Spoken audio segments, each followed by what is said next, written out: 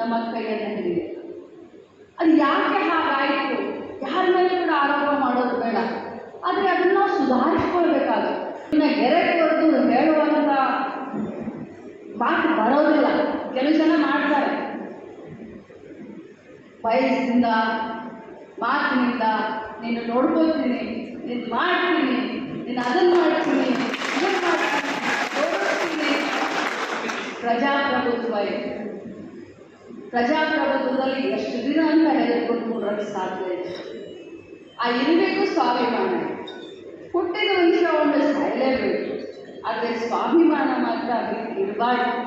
ಅದು ಮನುಷ್ಯತ್ವ ಅಲ್ಲ, ಸ್ವಾಭಿಮಾನದಿಂದ ಬರಬೇಕು. ಅದಕ್ಕೆ ಅಲ್ಲ ನಾವು ಮನುಷ್ಯರಾಗಿ ಹುಟ್ಟಿದ್ದು.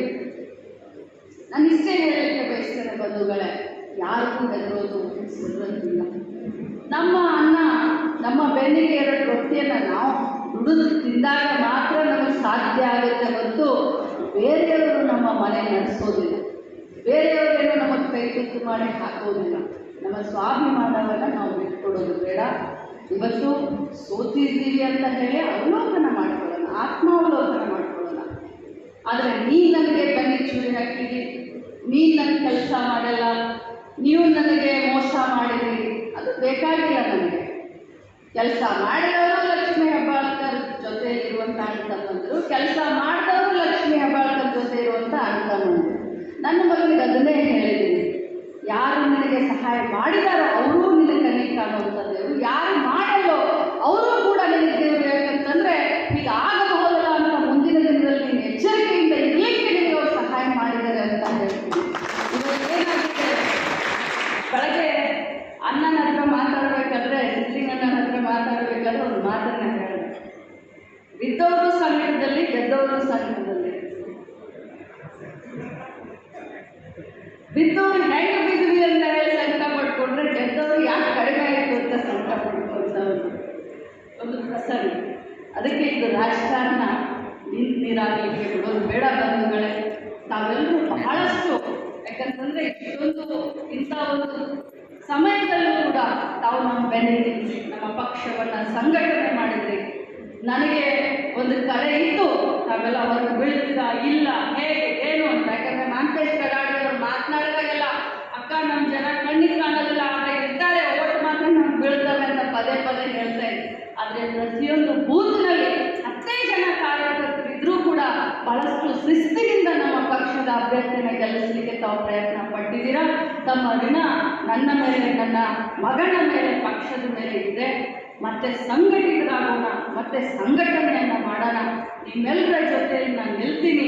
ನನ್ನ ಇಲಾಖೆಯಲ್ಲಾಗಲಿ ಸರ್ಕಾರದಲ್ಲಾಗಲಿ ಏನು ನನ್ನ ಕಡೆಯಿಂದ ಸಹಾಯ ಸಹಕಾರ ಬೇಕೋ ಅದನ್ನು ನಾನು ಮಾಡ್ತೀನಿ.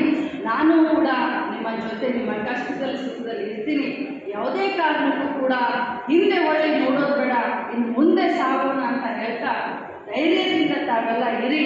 ನಾನು ಕೂಡ ನಿಮ್ಮ ಜೊತೆ ನಿಲ್ತೀನಿ ಅನ್ನುವಂಥ ಮಾತನ್ನು ಕೊಟ್ಟು, ಫಲಿತಾಂಶದ ನಂತರ ಹಗಲಿರುಳು ಶ್ರಮಿಸಿ ಪಕ್ಷದ ಅಭ್ಯರ್ಥಿನ ಗೆಲ್ಲಿಸಲಿಕ್ಕೆ ಮನೆ ಮಗ ಎಲೆಕ್ಷನ್ ನಿಂತ್ಕೊಂಡಿದ್ದಾನೆ ಅಂತ ಹೇಳಿ ಗೋಕಾಕ್ ಮತ್ತು ಅರವಳ್ಳಿ ಕ್ಷೇತ್ರದ ನಾವೆಲ್ಲ ಮಹಾಜನತೆ ಕೆಲಸ ಮಾಡಿದ್ರಿ. ರಾಜಕಾರಣದಲ್ಲಿ ಇಲೆಕ್ಷನ್ನಲ್ಲಿ ಸೋಲು ಗೆಲುವು ಇವು ಸಹಜ ಪ್ರಕ್ರಿಯೆ. ತಮಗೆ ಭೇಟಿಯಾಗಿ ಮಗನ ಪರವಾಗಿ ಮತ್ತು ಕಾಂಗ್ರೆಸ್ ಪಕ್ಷದ ಪರವಾಗಿ ನಾವೆಲ್ಲರಿಗೂ ಕೂಡ ಕೃತಜ್ಞತೆಯನ್ನು ಸಲ್ಲಿಸಬೇಕು ಅಂತ ಹೇಳಿ ಇವತ್ತು ಈ ಕಾರ್ಯಕ್ರಮವನ್ನು ಇಟ್ಕೊಂಡಿದ್ವಿ. ಸೋಲಿಸಿದ್ರು. ಆ ಉತ್ತರ ಪ್ರದೇಶದಲ್ಲಿ ಸುಮಾರು ಎಷ್ಟು ಸಿಕ್ತು ಮೇಡಮ್? ಸೀಟ್ನಲ್ಲಿ 37 ಸೀಟ್ಗಳು ಇಂಡಿಯಾ ಅಲಯನ್ಸ್ಗೆ ಮಹಾಜನತೆ ಕೊಟ್ಟರು. ಈ ಭಾರತ ದೇಶದಲ್ಲಿ ದೊಡ್ಡ ದೊಡ್ಡ ನಾಯಕರು ಸೋತಿದ್ದಾರೆ. ಆ ಸೋತಂತ ನಾಯಕರು ಮನೆಯಲ್ಲಿ ಕುತ್ಕೊಳ್ಳಲ್ಲ, ಮರಳಿ ಯತ್ನವ ಮಾಡು ಅಂತ ಹೇಳಿ ಇವತ್ತು ದೇವೇಗೌಡರು ಸೋತಿದ್ರು, ಇಂದಿರಾ ಗಾಂಧಿಯವರು ಸೋತಿದ್ರು, ಯಡಿಯೂರಪ್ಪನವರು ಸೋತಿದ್ರು, ಸಿದ್ದರಾಮಯ್ಯ ಸಾಹೇಬರು ಸೋತಿದ್ರು. ಅವರೆಲ್ಲ ಮತ್ತೆ ಹುಟ್ಟುದು ಎದ್ದು ನಿಂತು ಜನರ ಮನಸ್ಸಿನಲ್ಲಿ ವಿಶ್ವಾಸವನ್ನು ಮೂಡಿಸಿ ಇವತ್ತು ದೇಶದ ಇತಿಹಾಸದಲ್ಲಿ ಮತ್ತು ರಾಜ್ಯದ ಇತಿಹಾಸದಲ್ಲಿ ದೊಡ್ಡ ದೊಡ್ಡ ಹೆಸರನ್ನ ರಾಜಕಾರಣದಲ್ಲಿ ಮಾಡಿದ್ದಾರೆ. ಇವರೆಲ್ಲ ನಮಗೆ ಆದರ್ಶ.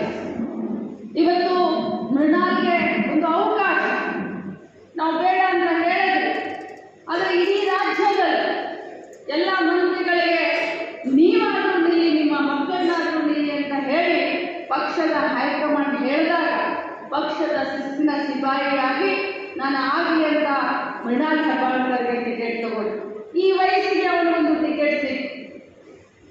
ತಾವೆಲ್ಲ ಬಹಳಷ್ಟು ಶ್ರಮವನ್ನು ಪಟ್ಟರೆ, ಆದರೆ ದುರ್ದೈವ ಇವತ್ತು ಸೋತಿದ್ವಿ. ಆದರೆ ಕರ್ನಾಟಕ ರಾಜ್ಯದಲ್ಲಿ ಇನ್ನೂ 4 ವರ್ಷ ನಮ್ಮ ಕಾಂಗ್ರೆಸ್ ಪಕ್ಷದ ಸರ್ಕಾರ ಇದೆ. ಅದನ್ನು ನಾವು ಯಾರೂ ಮರಿಬಾರ್ದು.